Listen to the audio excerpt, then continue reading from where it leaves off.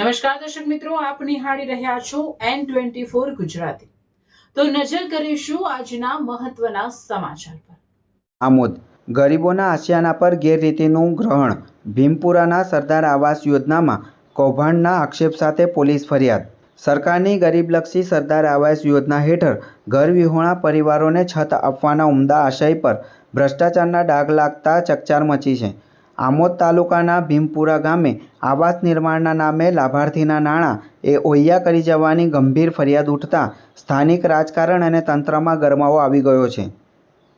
વર્ષ 2022-23 દરમિયાન મંજૂર થયેલા આવાસમાં ગેરરીતિ આચરવામાં આવી હોવાના આક્ષેપ સાથે પીડિત લાભાર્થીએ આખરે ન્યાય માટે પોલીસના દ્વાર ખટખટાવ્યા છે। ઘટનાની વિગત મુજબ ભીમપુરા ગામના રહીશ રમેશભાઈ બુધાભાઈ રાઠોડને સરકારી યોજના હેઠળ મકાન સહાય મંજૂર કરવામાં આવી હતી। ફરિયાદીના આક્ષેપ અનુસાર ગામના સરપંચના માર્ગદર્શન હેઠળ તેમના બેંક ખાતામાં આવેલી સહાયની રકમમાંથી 2 તબક્કે કુલ રૂપિયા 1,10,000 ઉપાડીને કોન્ટ્રાક્ટર રાજુભાઈને સોંપવામાં આવ્યા હતા। જો કે મકાનનું બાંધકામ પૂર્ણ કરવાને બદલે કોન્ટ્રાક્ટરે અધવચ્ચે જ કામ પડતું મૂકી દીધું હતું। જ્યારે લાભાર્થીએ આ અંગે પૂછ્યા કરી ત્યારે કોન્ટ્રાક્ટરે ચોંકાવનારો ખુલાસો કરતા જણાવ્યું હતું કે આ રકમ સરપંચ દ્વારા અન્ય કામોમાં વાપરી નાખવામાં આવી છે। પોતાના હકના મકાન માટે મળેલી રકમ સગે વગે થઈ જતા અને ઘરનું સ્વપ્ન અધૂરું રહેતા રમેશભાઈએ આખરે હિંમત દાખવી આમોદ પોલીસ મથકમાં ભીમપુરાના સરપંચ અને કોન્ટ્રાક્ટર વિરુદ્ધ લેખિત ફરિયાદ નોંધાવી છે।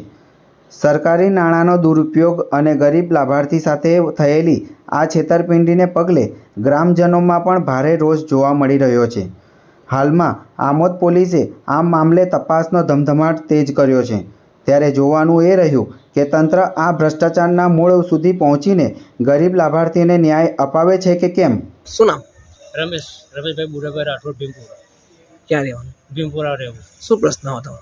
આજે અમારે સરદાર આવાસ મંજૂર થયેલી, તેમાં પૈસા મારા ખાતામાં પૈસા આવેલા, તો સરપંચે કીધું કે પૈસા તમારા આવી ગયા છે, તો એ પૈસા ઉપાડીને રાજુભાઈ કોન્ટ્રાક્ટરને તમે પૈસા આપી દો। અને એ રાજુભાઈને હું સાહેબ ઓળખતો નથી, અને એ પૈસા ઉપાડીને રાજુભાઈને આવ્યા તો મારું આટલું કામ કર્યું ને બીજા પૈસા ખાઈ ગયા ને કામ બાકી રાખ્યું છે। આવી ભાઈ કોન્ટ્રાક્ટર નાહી ગયેલા છે બળગામ, એમને કઈ ખોટવા। તમે આ અંગે તલાટીને કે સરપંચને કઈ રજૂઆત કરેલી છે ખરી? હા, સરપંચને વાત કરેલી, તલાટીને વાત કરેલી, પણ આ લોકોએ મારું વાત ધ્યાન પર આપી નથી। આજે તમે શું કામ આવ્યા છો? આજે આ ફરિયાદી લઈને હું આવેલો છે। ક્યાં? Police station Amod.